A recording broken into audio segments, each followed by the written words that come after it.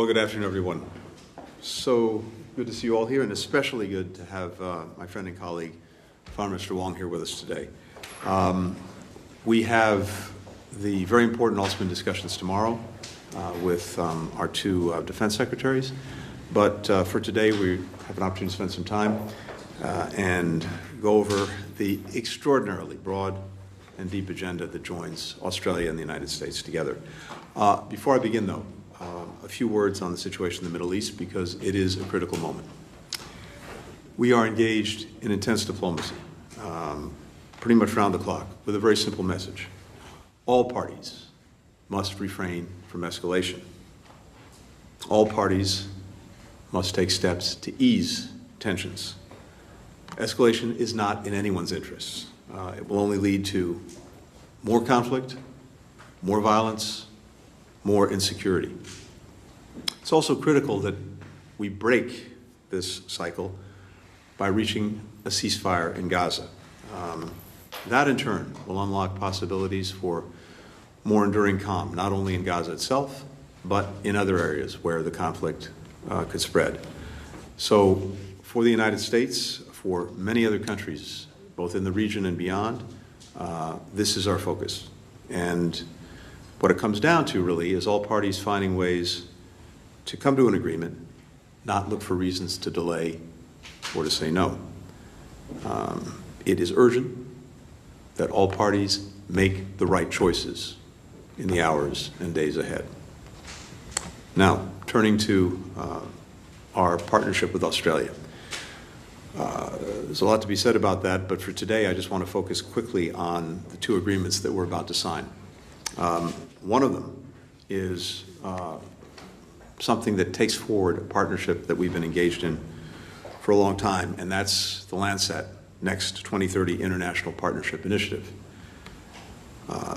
Having Australia as a founding partner is both important in and of itself, but I think it also sends a very strong message to many others, because what we have with this initiative is an ability to really leap forward in how we map and how we monitor the planet's environment and its natural resources.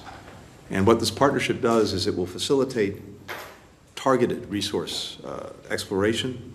It will allow us to focus on our supply chain development for critical minerals. Australia is particularly well positioned to play a critical role in this, a central role in Landsat Next's success, providing critical ground station infrastructure, personnel, services, and science, all in support of a critical mission. This is, for us both, I think, a great example of how the United States and Australia are building together an innovation alliance, as the Prime Minister and President set it forward, and tackling climate change and doing it together. Second, we'll be signing a memorandum of understanding on combating state information manipulation. This is basically a partnership to work together even more effectively on combating misinformation and disinformation. We know that around the world, we're in an environment in which misinformation and disinformation is unfortunately a tool of choice for countries that are in adversarial relationships with both of our countries.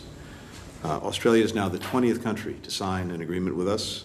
We have agreements with European partners, African partners, and East Asia, and other places, all of whom have endorsed this framework.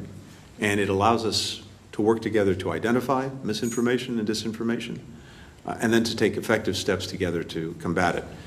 Sharing best practices, sharing other tools that we've developed, building greater resilience in our civil society, our institutions, strengthening information integrity across the entire digital ecosystem. Through this MOU, the United States and Australia intend to expand information sharing and pursue complementary approaches to this threat across the Indo-Pacific. So we're grateful for this new partnership that builds on so many others we have. We'll talk about a lot more tomorrow when we have a chance to gather with the press after Osman. But for today, I just wanted to put a brief focus on the two agreements we'll sign. Penny, with that, over to you. Thank you very much, Tony, and it's wonderful to be here in Washington. It's great to see you again. We've been hanging out a fair bit lately, and I'm really enjoying it. But it's particularly gratifying to be back here in Washington for the AusMen talks. Can I start by echoing Secretary Blinken's comments about the Middle East, and Australia joins with the United States call for de-escalation. We endorse again the ceasefire that President Biden has placed on the table, and which has UN Security Council endorsement.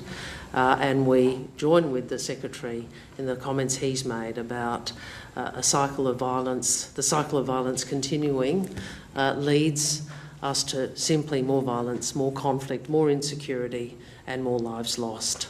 So again, thank you for the work you're doing to try and forge a ceasefire, Tony, and we continue to support you in your leadership for those efforts. As I said, it's fantastic to be here, and I'll just make some brief comments. I'll make some comments obviously tomorrow, but about our partnership. The U.S. Australia Alliance it's more than history or tradition. It is that. But it is a living expression of two countries that are aligned. We're aligned by who we are, what we stand for, and what we want. Two robust democracies whose people's voices and values are heard and protected by the rule of law, and both of us home to ancient cultures and generations of immigrants, to countries that share an interest in a world that's open, stable and prosperous, in which all of us can make our own sovereign choices. We recognise again that the choices we have had and that we continue to have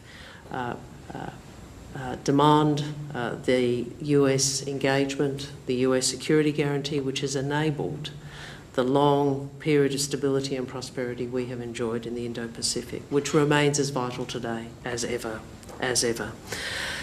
I said we are united and aligned by who we are, what we stand for and what we want, and the two agreements today are a demonstration of that. The Landsat, the Next Landsat agreement, we've been working together on these technologies for many years. This is the next generation. This is about economic engagement, technological engagement.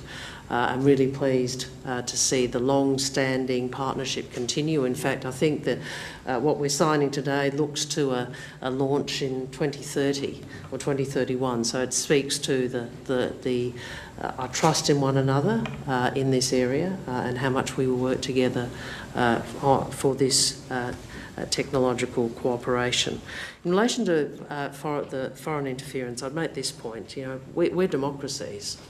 And we understand that part of what we do together in the world is to protect our political systems, our political traditions, our values. And that requires us to stand together against many risks and threats and challenges, and one of those is foreign interference. So the integrity of our democracies matters to us all. So really pleased to work with you on that.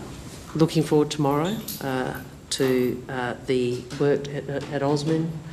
Always a pleasure to meet with you and the Secretary of Defence, such good friends of Australia's. But I'm particularly looking forward to, as always, such a creative and interesting and open and trusting discussion about how we continue to strengthen and modernise our alliance. Thanks very much for having us.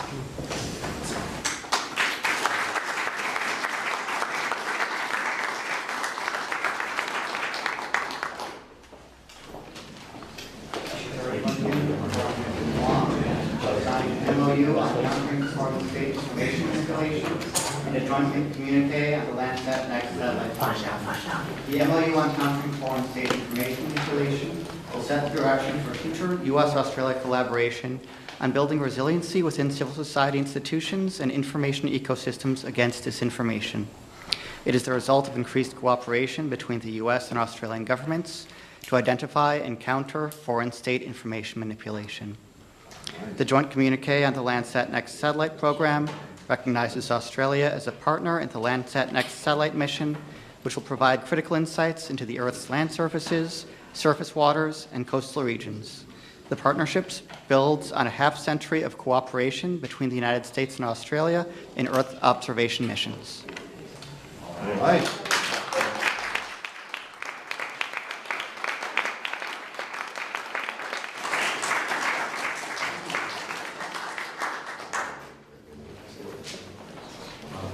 Thanks, everyone. Thank you.